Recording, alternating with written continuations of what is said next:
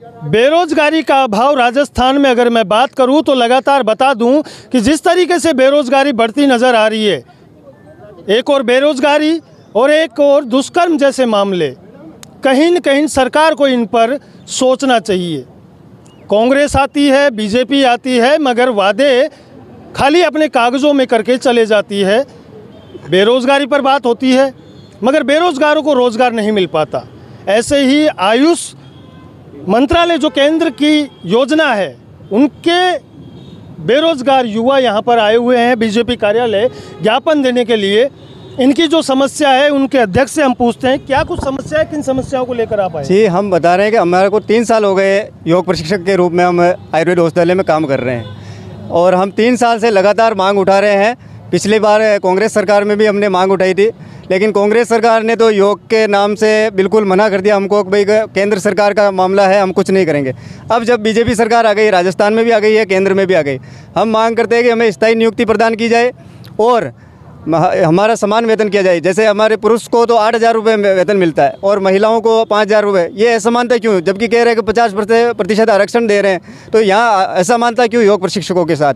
और हमारी मांग यही है कि हमें जल्द से जल्द स्थायी नियुक्ति दी जाए और बजट सत्र में, जो ये बजट सत्र चल रहा है, उसमें हमारी मांग पूरी की जाए। और इस टाइम अभी 21 जून को हम बहिष्कार करने वाले थे, लेकिन जिस तरह से भव्य रूप से योग दिवस मनाया गया तो शायद हमारी अंतर्राष्ट्रीय स्तर पर ख्याति हुई। जिस तरीके से भजनलाल सरकार राजस्थान में बनी है, उन्होंने जिस तरीके से एक्शन लिए, क्या लगता है आपको, विश्वास है कि वो आपकी बातें सुनेंगे? कहीं हमें विश्वास था, इसीलिए हमने योग दिवस पर बहिष्कार नहीं किया योगा का, नहीं तो हमें योग दिवस पर बहिष्कार करते हैं। हमें विश्वास है कि बीजेपी सरकार है योग प्रशिक्षकों की मांग को अवश्य संज्ञान में लेगी। अभी हम प्रेमचंद जी बेरवा आयुष मंत्री जी से मिल के आए, उन्होंने भी यही कहा है कि हम जल्द से जल्द आपकी मांगों को पूरा करेंगे। मुख्यमंत्री कार्यालय पे भी जाके आए, यहाँ प्रदेश बीजेपी कार्यालय पे भी हमने ज्ञापन दिया है और हमें विश्वास है कि इस बजट सत्र में हमारी मांगें पूरी हो जाएगी। और इसी के साथ अगर हमारी मांगें पूरी हो जाती है तो पूरे राजस्थान के योग प्रशिक्षक मुख्यमंत्री जी को भी धन्यवाद देंगे और यहाँ से जयपुर से दिल्ली तक पैदल यात्रा करते हुए प्रधानमंत्री मोदी जी तक भी हम धन्यवाद यात्रा निकालेंगे। और सभी राजस्थान के सभी योग प्रशिक्षक इस योग दिवस पर जिस तरह से राजस्थान सरकार ने बजट पारित किया योगा के लिए, उसका भी हमने आज धन्यवाद ज्ञापित किया। और हम किस तरीके का आपका काम होता है, किस तरीके का काम होता है? हमारा ये कार्य है कि हमें अभी 1 घंटे के लिए आयुर्वेद औषधालय पे योग करवाना है।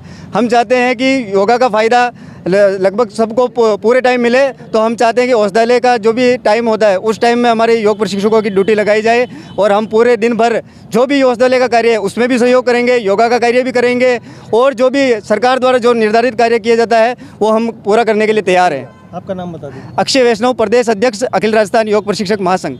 करीबन यहाँ पर सैकड़ों की तादाद में भारतीय जनता पार्टी मुख्यालय पर आज ये ज्ञापन देने के लिए पहुँचे हैं।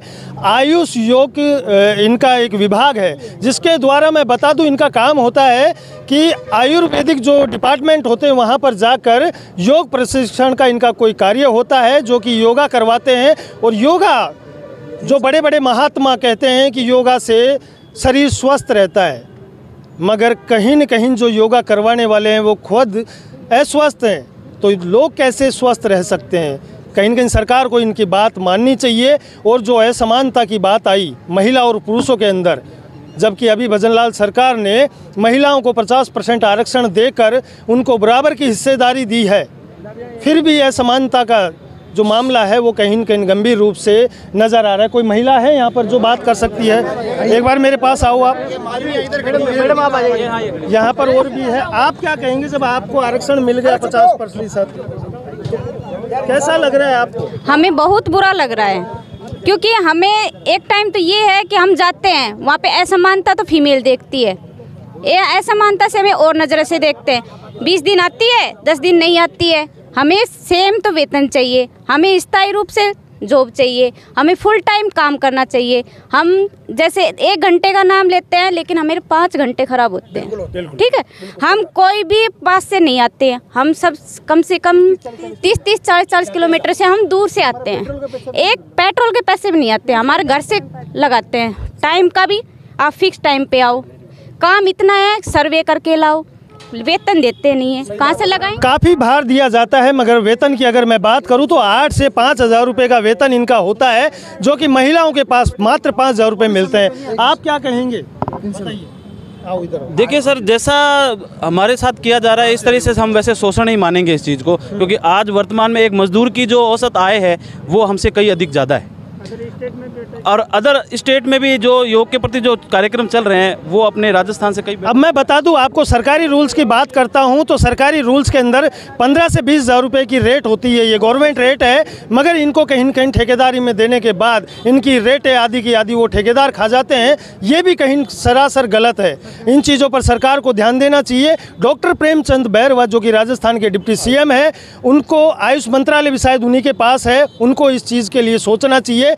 लाखों की तादाद में राजस्थान में बेरोजगार युवा अगर इसी तरीके से बेरोजगारी से जूझते रहे तो आने वाले समय में कहीं न कहीं जो अत्याचार दिनों दिन रोकने पे या रोकथाम के लिए सरकार प्रयास कर रही है वो बढ़ता नजर आएगा। मैं लगातार आपको दिखाता रहूँगा द पिंक सिटी न्यूज़ के जरिए। देखते रहें। सुभाष बैरवा के साथ, जयपुर।